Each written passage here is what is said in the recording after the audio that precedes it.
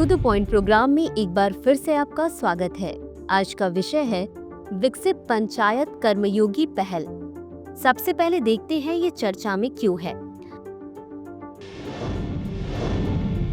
हाल ही में जमीनी स्तर पर शासन को मजबूत करने की दिशा में एक महत्वपूर्ण कदम उठाते हुए केंद्रीय विज्ञान और प्रौद्योगिकी राज्य मंत्री ने सुशासन दिवस पर विकसित पंचायत कर्मयोगी पहल की शुरुआत की।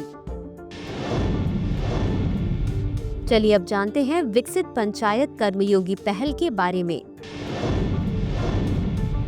यह पहल प्रशासन गांव की ओर अभियान का हिस्सा है, जिसका उद्देश्य पंचायती राज संस्थाओं की क्षमता और योग्यता में सुधार करना है।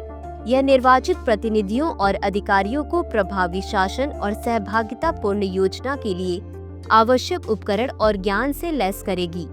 ओडिशा, असम, गुजरात और आंध्र प्रदेश में शुरू की गई यह पहल ज्ञान के अंतर को कम और सेवा वितरण को बढ़ाने के लिए ई लर्निंग प्लेटफॉर्म, AI संचालित चैटबॉट और मोबाइल ऐप का लाभ उठाती है। यह कार्यक्रम शासन को विकेंद्रीकृत करने और जमीनी स्तर पर भागीदारी पूर्ण निर्णय लेने का बढ़ावा देने के सरकार के व्यापक मिशन के साथ संरेखित है। इस पहल से नागरिक केंद्रित शासन के स्केलेबल मॉडल बनाने की उम्मीद है, जिससे PRI ग्रामीण भारत में न्याय संगत और सतत विकास को आगे बढ़ा सके। अब जानते हैं पंचायती राज संस्था के बारे में।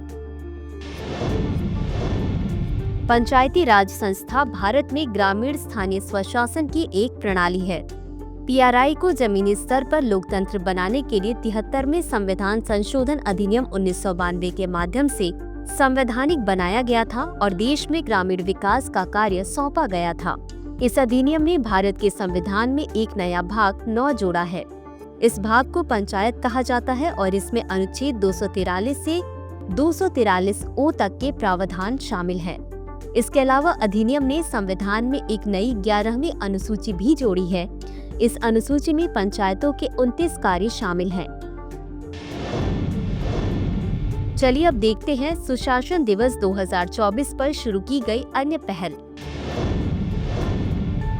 नया IGOT कर्मयोगी डैशबोर्ड। यह मंत्रालय या विभाग या संगठन के नेताओं और राज्य प्रशासकों को अपनी संस्थाओं की प्रगति और प्रभावशीलता की अधिक कुशलता से निगरानी करने की अनुमति देता है। 1600 IGOT कर्मयोगी पाठ्यक्रम। इसका उद्देश्य सरकारी कर्मचारियों के लिए एक शिक्षण पारिस्थितिकी तंत्र बनाना, निरंतर विकास और आजीवन सीखने को बढ़ावा देना है। CPGRAMS वार्षिक रिपोर्ट 2024। यह एक मजबूत शिकायत निवारण तंत्र के माध्यम से सार्वजनिक सेवा वितरण की प्रभावशीलता को बढ़ाने में प्रगति को रेखांकित करता है। अब जानते हैं सुशासन के बारे में। शासन और विकास 1992 शीर्षक वाले विश्व बैंक की रिपोर्ट के अनुसार सुशासन वह तरीका है जिसमें विकास के लिए किसी देश के आर्थिक और सामाजिक संसाधनों के प्रबंधन में शक्ति का प्रयोग किया जाता है। विश्व बैंक के अनुसार सुशासन की 8 प्रमुख विशेषताएं हैं।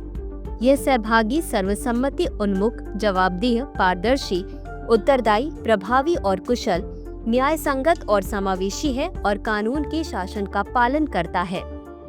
नागरिकों में सरकारी जवाबदेही और प्रभावी प्रशासन के बारे में जागरूकता बढ़ाने के लिए 25 दिसंबर को सुशासन दिवस मनाया जाता है।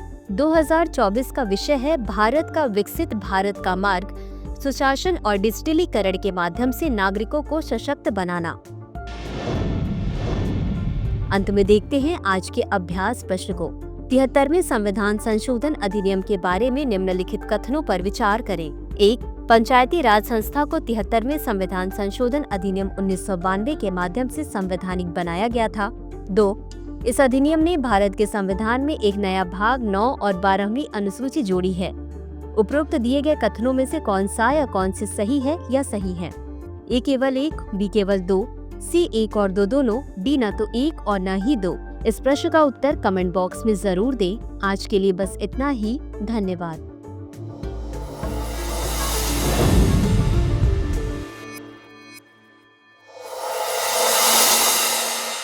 डियर व्यूअर्स, अपने एग्जाम की तैयारी को और बेहतर करने के लिए हमारे चैनल को लाइक, शेयर और सब्सक्राइब करना न भूलें।